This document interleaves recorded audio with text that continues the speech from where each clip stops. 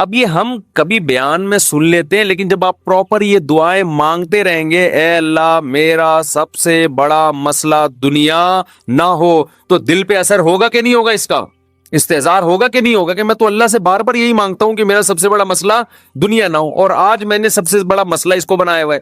وَلَا تَجْعَلِ الدُّنْيَا أَكْبَرَ هَمِّنَا وَلَا مَبْلَغَ عِلْمِنَا، میری نالج کی انتہا بھی دنیا نہ ہو۔ آپ کی نالج گھوم پھر کے کس کی طرف آتی ہے؟ دنیا کی طرف۔ تو اس کا بھی وہی مفہوم ہے جو پہلے والے جملے کا مفہوم ہے۔ وَلَا مَبْلَغَ عِلْمِنَا وَلَا غَایَةَ رَغْبَتِنَا وَلَا تُسَلِّطْ عَلَيْنَا مَن لَّا يَرْحَمُنَا، اے اللہ کوئی ایسا شخص ہم پہ مسلط نہ کر جو ہم پہ رحم نہ کرے۔ ہر آدمی کے اوپر کوئی نہ کوئی ہوتا ہے۔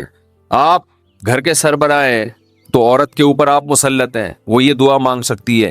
آپ دفتر میں جاتے ہیں تو آپ کا باس آپ پہ مسلط، علاقے کا ناظم آپ پہ مسلط، صدر وزیر اعظم آپ پہ مسلط۔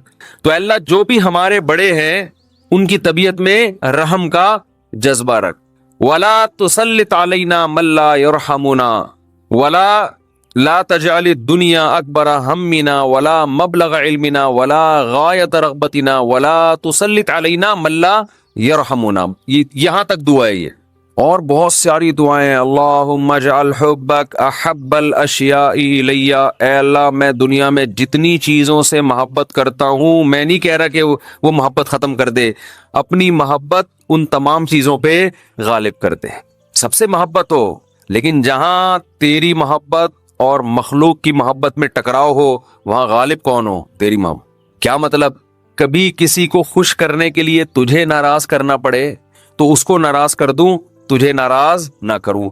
جس سے زیادہ محبت ہوتی ہے اس کے لیے چھوٹے محبوب کو انسان ناراض کر دیتا ہے، چھوٹے کے لیے بڑے محبوب کو انسان ناراض نہیں کرتا۔ یہ نہیں ہوتا۔ وَاجْعَلْ خَوْفَكَ أَخْوَفَ الْأَشْيَاءِ إِلَيَّ، اے اللہ دنیا میں بہت ساری چیزیں ایسی جن سے انسان خوف زدہ ہوتا ہے اور ہونا چاہیے۔ تو میں یہ نہیں کہتا چیزوں کا خوف ہی ختم کر دے، لیکن اپنے خوف کو ان تمام خوفوں پہ غالب کر دے۔ اپنے خوف کو ان تمام خوفوں پہ، جہاں تیری نافرمانی ہو وہاں کسی سے نہ ڈروں میں۔ جو اکھاڑنا ہے اکھاڑ لو بھائی، نماز نہیں چھوڑ سکتا میں۔ ہوتا ہے نا، باس کہہ رہا ہوتا ہے آپ کو اجازت نہیں ہے نماز پڑھنے کی، بھائی آپ نے جو اکھاڑنا ہے اکھاڑ لو۔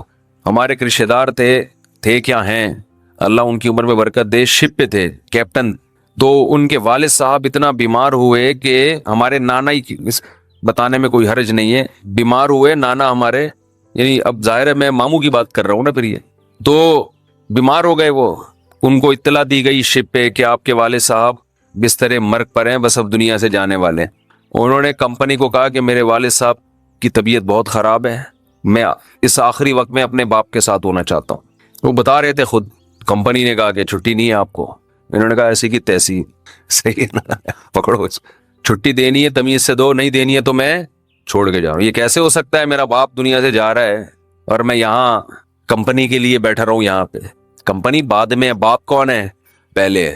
تو خیر وہ دے دی ان کو تمیز سے چھٹی۔ انہوں نے تھوڑی بدماشی بھی کرنی پڑتی ہے، بھائی چھٹی دو مجھے، نہیں تو رکھو کسی دوسرے بندے کو، یہ میرا ہیڈک نہیں ہے۔ غیرت ختم نا، مارکیٹ میں غیرت ہی نہیں ہے۔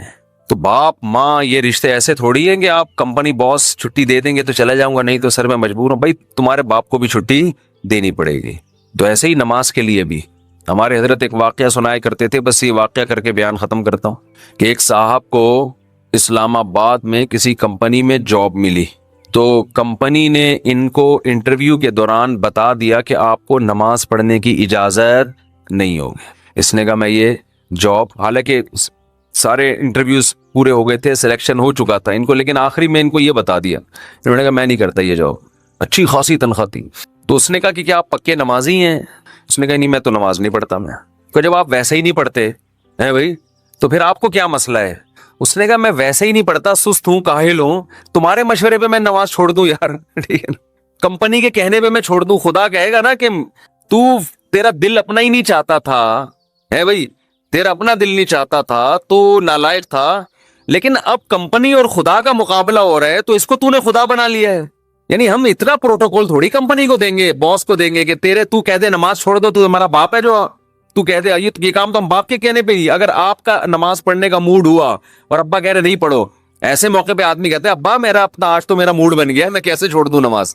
تو یہاں تو ابا کو آدمی لفٹ نہیں کراتا میرے بھائی، جو کرنے والے ہوتے ہیں، باس کو اتنا باپ کیوں بنا لیں گے ہم؟ تو باس کی چمچا گیری اتنی کیا کرو جتنی قیامت میں افورڈ کر سکو، یہ بھی انسان ہے، اتنا زیادہ فری نہیں کرایا کرو۔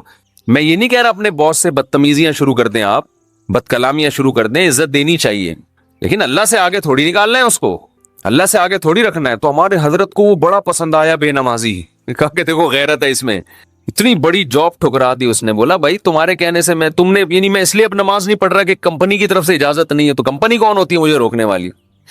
تم چند لاکھ روپے تنخواہ دے کے تم نے ہمیں غلام بنا لیا ہے، تو اگر ہم اللہ کی نہیں مانتے تو تمہاری بھی نہیں مانتے ٹھیک ہے نا؟ تو تمہاری تو ہم پہلے ٹھکرائیں گے۔ تو غیرت مند بے نمازی، غیرت مند بے نمازی، خیر نماز پڑھنی چاہیے، نماز کی ویلیو کم نہیں ہے۔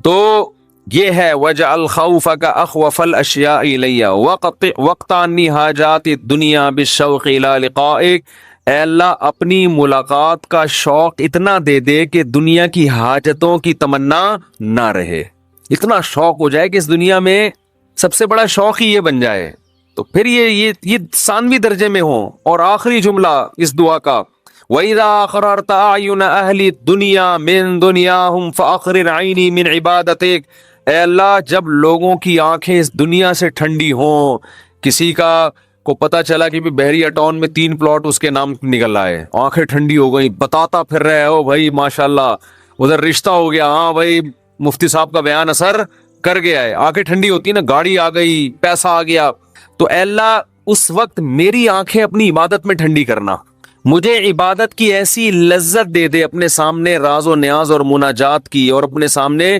دعا مانگنا اور نماز پڑھنا اور تیری تلاوت کرنا اور تیری عبادت کرنا، تیرے سے تعلق ایسا ہو جائے کہ میری آنکھیں دنیا سے ٹھنڈی نہ ہو، مجھے مزہ کس میں آئے؟ تجھ سے راز و نیاز کرنے میں۔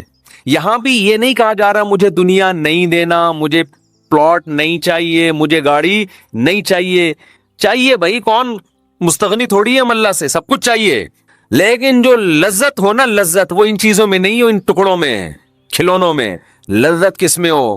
آخرت میں، تجھ سے تعلق میں۔ تو وہ خرید لیں مناجات مقبولہ، کیونکہ دعائیں تو بہت ہیں نا، ہم کن دعاؤں میں بیان کرتے ہیں۔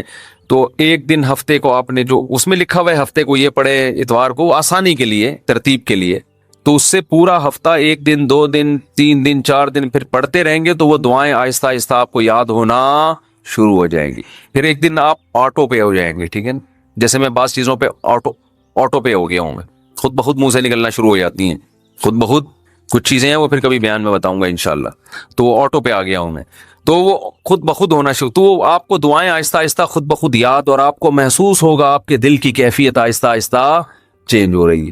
اللہ تعالیٰ سمجھنے کی، عمل کی توفیق عطا فرمائے۔